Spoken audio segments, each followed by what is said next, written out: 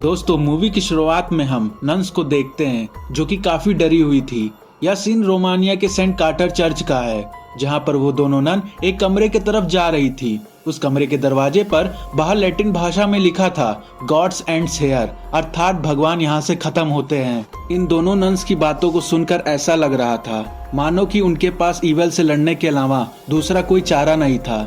एक नन उस अंधेरे कमरे के अंदर जाती है और ठीक अगले क्षण हम उन्हें खून में लथपथ देखते हैं। वो दूसरी नन को चाबी देते हुए बोलती हैं उसे वो करना ही होगा वरना वो शैतानी शक्ति जीत जाएगी। उनकी बातें सुनकर दूसरी नन वो चाबी ले लेती है और वो खिड़की से बाहर कूदकर खुद को फांसी लगा लेती है। इस सीन के एंड सीन में हम देखते हैं एक ईवल नन की परछाई को। अगले दिन एक फ्रेंची नाम का बंदा उस चर्च में नन के लिए फूड सप्लाई करने जाता है। उसे वहाँ पर पिछली रात मरी हुई नन की डेड बॉडी रस्सी से लटकते हुए मिलती है। उस नन की बॉडी को कौवे खा रहे थे और अचानक से वो रस्सी एकदम से टूट जाती है। फ्रेंची इस सुसाइड की खबर को तुरंत ही वेटिकन सिटी भेज देता है जहाँ पर हम फादर बर्ग को देखते हैं जो दूसरे फादर से कुछ डिस्कशन कर रहे होते हैं।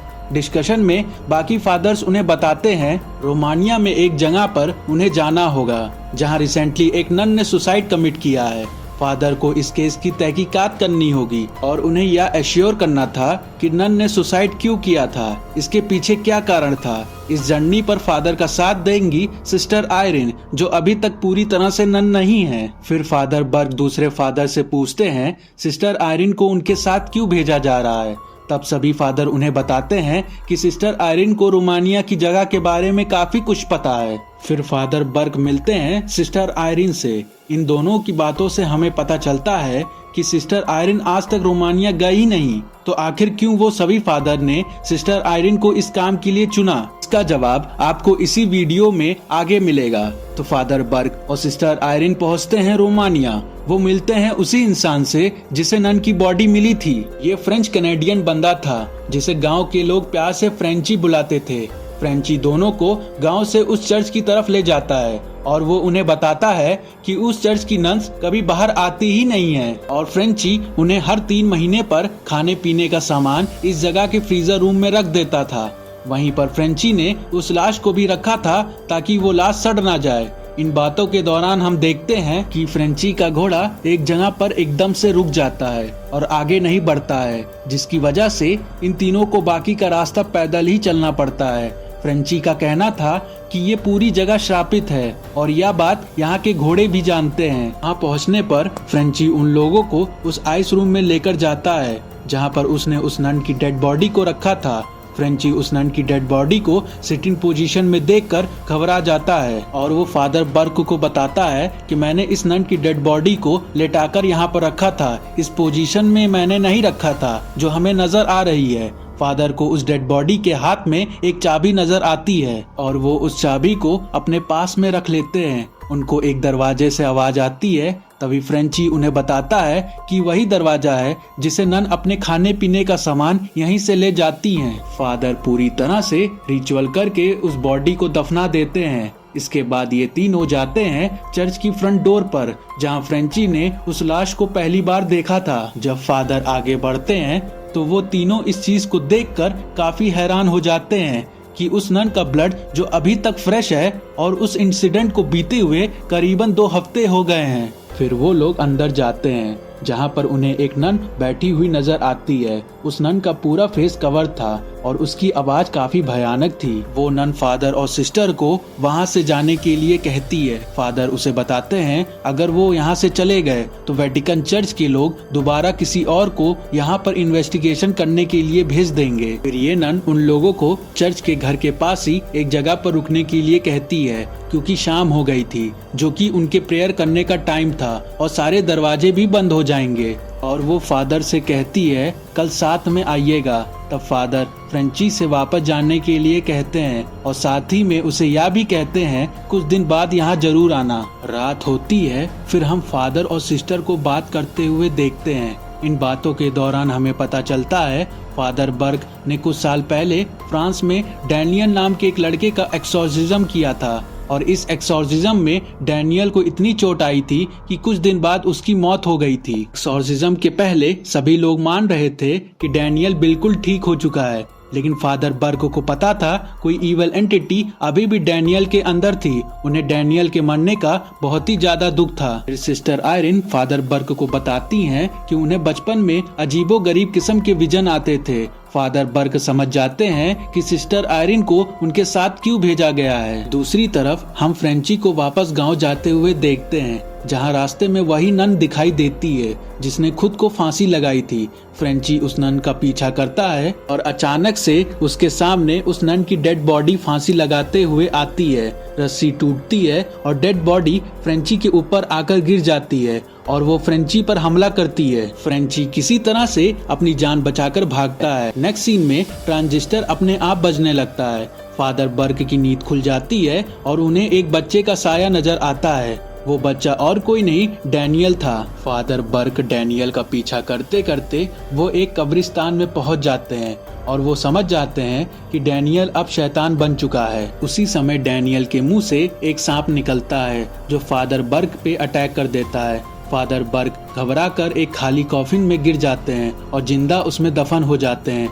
फादर बर्ग उस कब्र में लगी हुई घंटी को मदद के लिए बजाते हैं। दूसरी तरफ सिस्टर आयरिन की हवा के झोंके से उनकी नींद खुल जाती है। सिस्टर आयरिन को कुछ आवाजें सुनाई देती हैं। जब सिस्टर आयरिन उस आवाज की तरफ जाती हैं, तब एक डीमन नन का साया उनका पीछा करता है। कुछ देर बाद उस डीमन नन का साया सिस्टर आयरिन को दिखने लगता है, जो धीरे धीरे उनके पीछे वाले शीशे में उतर आता है, जो सिस्टर आयरिन पर अटैक करता है और इस तरह से शीशा टूट जाता है। सिस्टर आयरिन वहां से भागकर उस कब्रिस्तान में पहुंच जाती हैं, जहां उन्हें फादर बर्ग की चिल्लाने की आवाज सुनाई देती है। लेकिन धीरे धीरे सारे कब्रों की बेल बजने लगती है। लेकिन सिस्टर आयरिन अपनी विजन से पता लगाने की कोशिश करती हैं फादर बर्ग किस कब्र में है। सिस्टर आयरिन फादर बर्ग को कब्र से निकालने में कामयाब हो जाती हैं, लेकिन उस कब्र में फादर बर्ग को कुछ किताबें मिलती हैं जिसे वो अपने पास रख लेते हैं। अगली सुबह फादर बर्ग और सिस्टर आयरिन उस चर्च में दोबारा जाते हैं।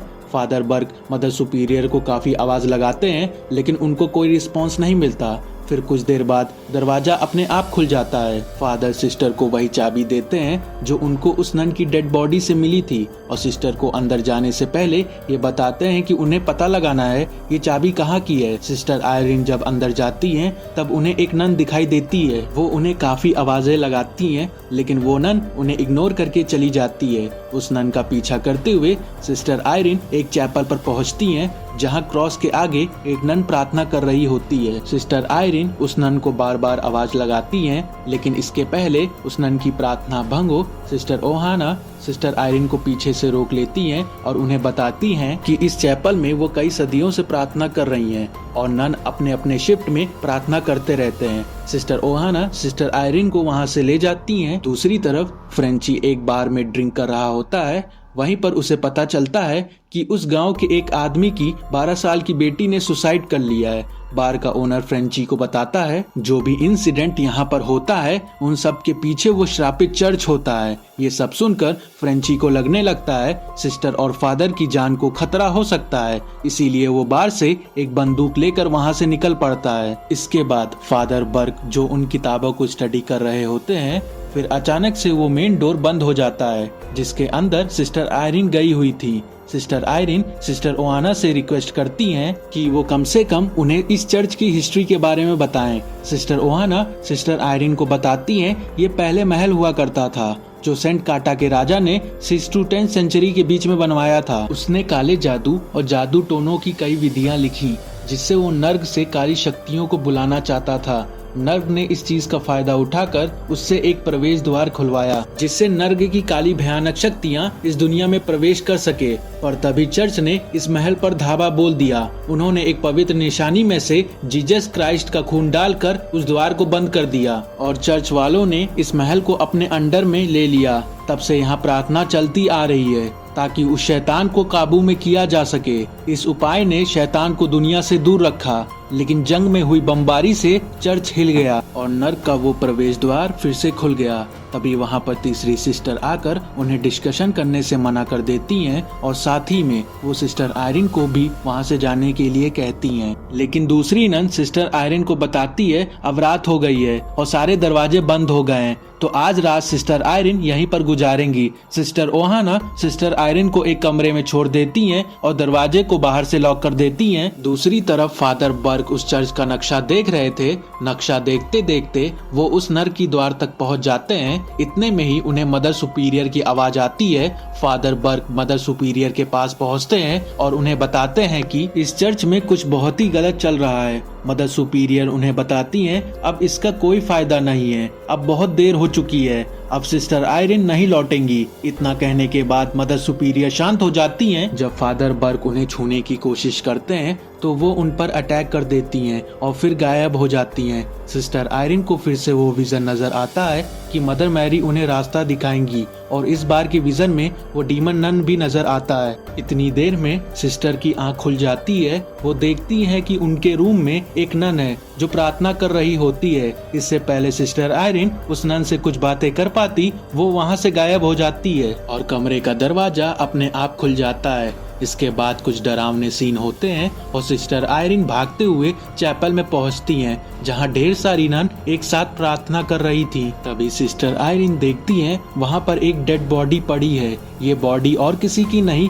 बल्कि सिस्टर ओहाना की थी। सिस्टर आयरिन भी नन के साथ बैठकर प्रे करने लगती हैं और अचानक से हम देखते हैं कोई अदृश्य शक्ति सिस्टर आयरिन की ड्रेस को पीछे से फाड़कर उनकी बॉडी पर एक स्टार बना देता है। तभी अचानक से फादर बर्ग और फ्रेंची चैपल के दरवाजे पर आते हैं और सिस्टर आयरिन फौरन उन्हें बताती हैं वो बाकी नन के साथ प्रे कर रही हैं। लेकिन फादर और फ्रेंची देखते हैं वहाँ कोई नन थी ही नहीं और जिस किसी नन को वो देख पा रही थी वो सभी वेलक का एक छलावा था। इतना ही नहीं, डीमन नन को यहाँ से जाने के लिए उसे एक बॉडी को पोजेस करना होगा और इसीलिए स्टार्टिंग सीन में एक सिस्टर ने खुद को फांसी लगाकर अपनी कुर्बानी दी थी ताकि वो डीमन नन उसके बॉडी को पोजेस ना कर सके। वो एक सुसाइड नहीं बल्कि सेक्रीफाइस था। इसके बाद सिस्टर आयरिन उस चैपल में पड़े हुए डेड बॉडी को देखने जाती हैं, लेकिन अचानक वो डेड बॉडी फादर बर्ग पर हमला कर देती है। फादर बर्ग इस डेड बॉडी में आग लगा देते हैं और फ्रेंची अपने शॉटगन से उसे मार गिराता है। इस सीन के बाद सिस्टर आयरिन अपनी शपथ लेती हैं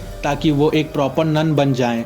इसके बाद वो तीनों तहखाने की तरफ निकल पड़ते हैं। वे तीनों तहखाने में उस जगह पर जाकर रुकते हैं जहां मदर मैरी की मूर्ति होती है। मदर मैरी की वो मूर्ति एक पर्टिकुलर डायरेक्शन में पॉइंट कर रही होती है। उन्हें उसी डायरेक्शन में एक दरवाजा दिखता है जिसे सिस्टर आयरिन उसी चाबी से खोलती हैं। दरवाजा खुलने पर उन्हें वही पवित्र निशानी मिलती है जिसमें जीसस क्राइस्ट का खून होता है। फादर बर्ग उस निशानी को सिस्टर आयरिन को सौंप देते हैं और वो तीनों उसी दरवाजे के पास पहुंचते हैं जहां लिखा था गॉड्स एंड्स हेयर। अंदर जाने के बाद वो तीनों अलग अलग डायरेक्शन में जाते हैं और शैतान कहां से आया था उस जगह को खोजने लगते हैं। जिस डायरेक्शन में सिस्टर आयरिन जाती हैं वहां पर एक डीमन नन उन पर हमला कर देती है। जब सिस्टर आयरिन वहां से बचकर भागने लगती हैं तब उन्हें वहां पर एक दरवाजा नजर आता है। वो उसके अंदर चली जाती हैं और वहां पर उन्हें वही निशान नजर आता है जो वेलक ने उनकी बॉडी पर बनाया था। जब सिस्टर आयरिन वहां से भागने की कोशिश करती हैं तब बहुत सारे नन उनका रास्ता रोक लेती हैं और सारे दरवाजे बंद हो जाते हैं। सिस्टर की चीखों की आवाज सुनकर फ्रेंची उस दरवाजे के तरफ भागता है, जबकि दूसरी तरफ बहुत सारी डीमन नन फादर का भी रास्ता रोकती हैं, लेकिन फादर बर्ग आग का क्रॉस बनाकर वहां से भाग जाते हैं। फ्रेंची जब उस दरवाजे के अंदर जाता है तब उसे बहुत सारी डीमन नन दिखाई देती हैं और उस निशान के बीच में सिस्टर आयरिन एक अलग पोजीशन में नजर आती हैं क्योंकि उन्हें वेलक ने पोजेस कर लिया था। पोजेस्ड आयरिन फ्रेंची पर भी हमला करती हैं, पर फ्रेंची उनके गले में बंधे हुए एंटिक रेलिक की मदद से वेलक को उनके शरीर से बाहर निकालता है। अब वेलक फ्रेंची पर अटैक करता है जिससे फ्रेंची बेहोश हो जाता है और इसके बाद वो डीमन नन सिस्टर आयरिन पर अटैक करके उन्हें पानी में डुबाकर मारने की कोशिश करता है। इस सीन के दौरान डीमन नन को वो एंटिक रेलिक मिल जाती है,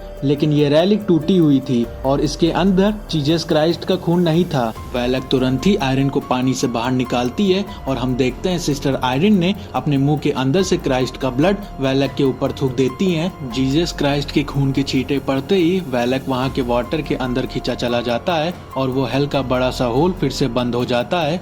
अब अगले दिन वो तीनों उस चर्च को छोड़कर जाने लगते हैं। तब सिस्टर आयरिन वहाँ पर लास्ट प्रे करने लगती हैं और वो फ्रेंची को भी बताती हैं अब ये जगह पवित्र हो गई है। तब फ्रेंची के गर्दन के पीछे एक उल्टे क्रॉस का साइन बना हुआ होता है, जिसमें हमें पता चलता है कि डीमन नन ने अपना कुछ कॉन्टैक्ट छोड़ा है।